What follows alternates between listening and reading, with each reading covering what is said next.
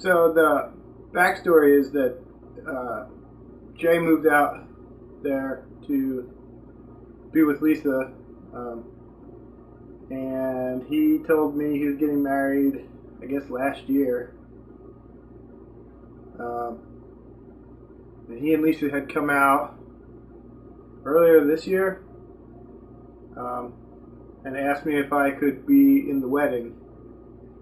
And told him I'd think about it, and I decided that I didn't want to do it because honestly I wasn't even sure if I was going to go.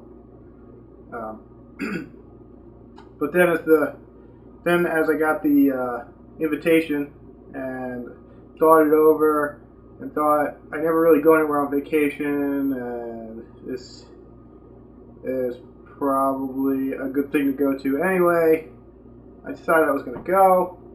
And when Jay got my RSVP, it turns out that one of the guys he had dropped out or couldn't make it, one of his groomsmen.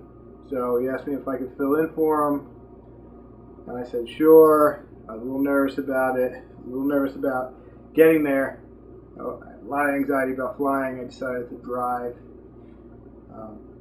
but I told him I would be in the groomsman at his wedding, and went to drive out there. I'm about an hour into the first day. The weather is pretty shitty, as you can see. I drove through some pretty bad rain spots right outside of King of Prussia. Now it's just misty and slick, but traffic's not bad. We're maintaining highway speeds. So about an hour and a half in, had to stop at a rest stop. It was very clean. It's still pretty foggy out, as you can see. It's kind of terrible. Going through the Kittany Mountain Tunnel here. Just came through the Blue Mountain Tunnel to 2:15 driving time into the trip. I stopped back there, as you know. It was really foggy, and then it just suddenly broke. And if you look out there, you can see where the fog still is, I hope. That it's just perfectly clear here. It's about 3 hours of driving, and I'm wearing sunglasses because the sun was shining, and now I feel stupid, and I got holding the camera, so I can't put them back right now.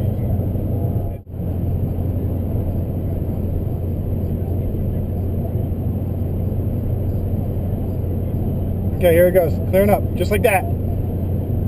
Boom! Clear! You see that? Just some of the clouds down in the valley.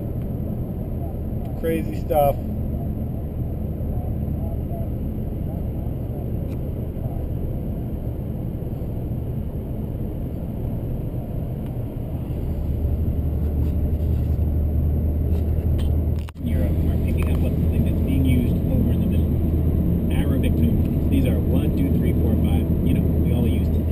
Jane mentions one thing, you have animal skins, and you have wool, and you have whatever. I mean, if you imagine a universe like this, and then you can start thinking about climate change. The entrance to the Flight 93 National Memorial. I guess we have to drive about 3.5 miles, the sign said, out into a field.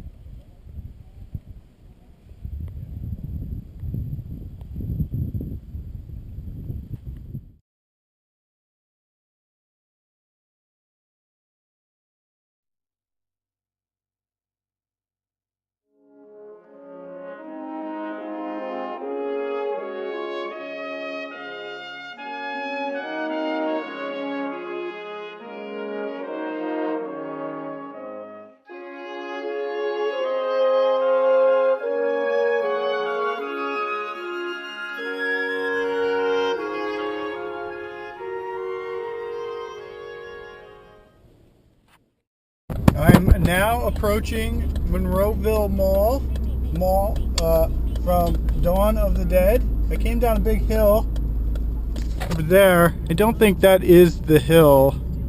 I'm not sure where the mall is precisely. In 800 feet, turn left onto Mall Circle Drive. Oh, I guess the mall is right in front of me.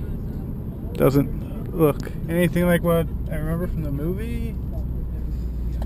Not sure. Please hold.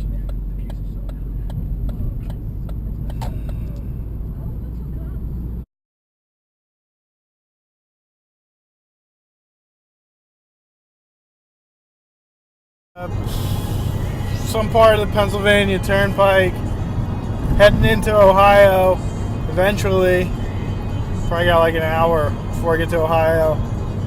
Getting really bored.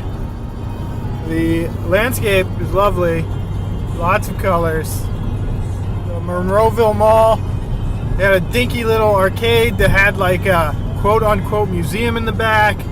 I didn't go in because it looks stupid.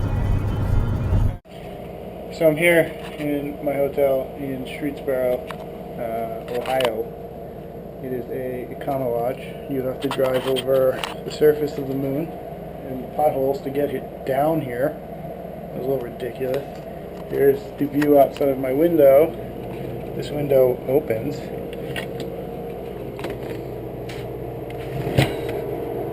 For whatever reason. And this is the hotel room. Just a regular hotel room.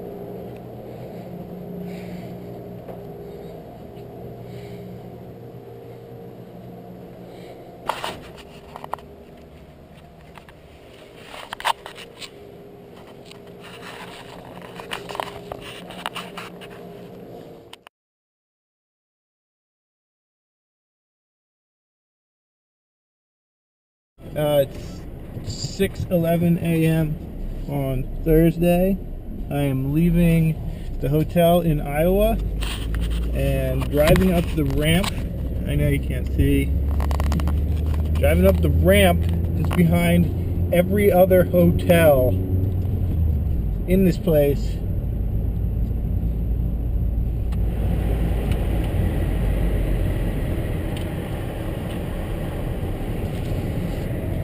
Yeah, so I was slumming it. The hotel wasn't bad, but I mean, it was hidden back here. It didn't have its own entrance. Driving about an hour and I don't know, a half. The sun is coming up yonder. And I'm at the Erie Islands rest stop where they have a pet section for exercise. That's nice. And no one's really here. It's nice driving in the morning. I think I'll be at Toledo around rush hour. So that'll be fun. Hopefully Interstate 80 is not is not the main thoroughfare.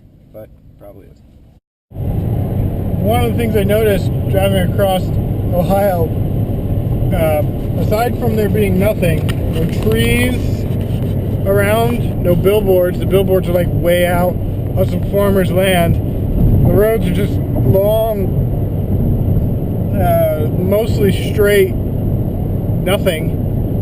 Is that the foliage hasn't changed. Coming through western Pennsylvania, oranges, reds. This is some foliage change, but over there, you know, it's greenish still. I just crossed into Indiana, and Indiana looks like this, which is totally different than Ohio. Also, the road is different. I always thought Patrick was crazy, but the road changed instantly. It went from bumpy, and as I say that, it gets bumpy again. It went from bumpy, old asphalt to sort of smooth, newer asphalt.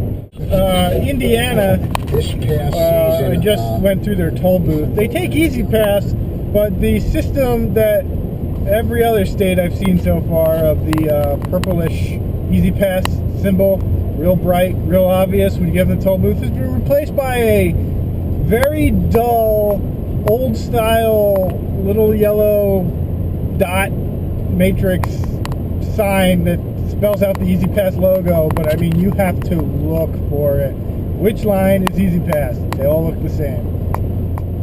And Ohio and Indiana both have stupid gates for their Easy Pass. They're worse than the Route 1 bridge. You have to literally stop at that thing for the gate to open. Too much construction on all these highways. Tired of going 50 miles an hour.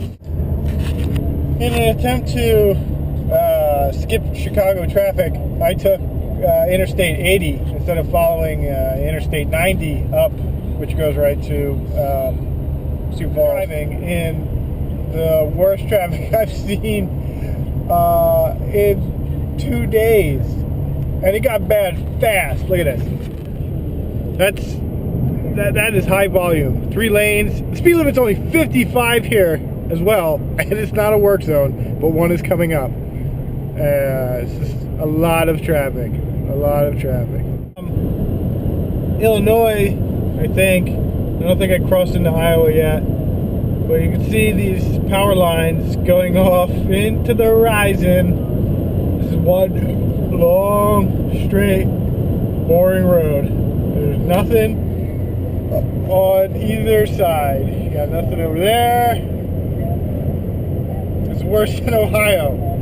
And nothing over there. You got nothing going. I just drove past a animal carcass, and that animal was a coyote. That's the first time I've ever seen a coyote in the wild. I just stopped in, I think this place is called Princeton, Illinois. At the Walmart. It's pretty windy. If I go up the road 32 miles, I can see the birthplace of Ronald Reagan, and there's supposed to be an art section in Princeton, but it also appears like it's going to storm. Even though I have to burn hours, I'm not going to check it out.